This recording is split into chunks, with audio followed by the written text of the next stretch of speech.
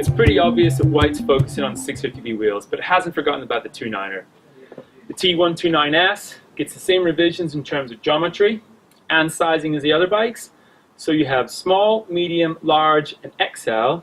And in terms of seat tube length, that relates to a 16, 17, 18, or 19-inch bike.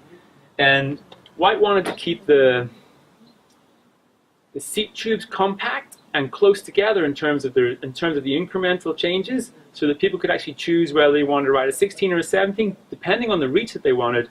And I think that's a real step forward in terms of sizing. So a couple of things on this bike. Still using the 2x10 drivetrain. It's got the new SRAM GX.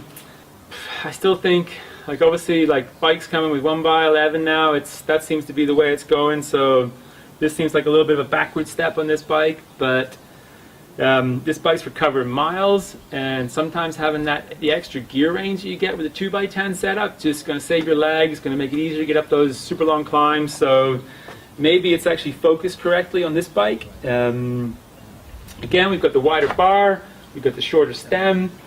The fork gets upgraded from a Reba to a Revelation, and while that doesn't really change much in terms of the internals, in terms of damping, so stiffer forks going to make you feel more confident just bombing into stuff, because with the 29-inch wheels you're just carrying so much momentum into sections that could really transform the handling on this bike. So obviously we're talking about the big 29-inch wheels carrying loads of momentum. You got to get this thing slowed down too, and Whyte's fitted the SRAM DB5 brake, which gets the guide internals, which is SRAM's latest internals, with a regular 2-piston caliper. So reliability and stopping power should be spot on with these brakes. So price-wise, the T129S is coming in at £2,200, which is £100 cheaper than the T130S. But obviously you're not getting the single chainring technology or the 1x drivetrain, so that's reflected in the price.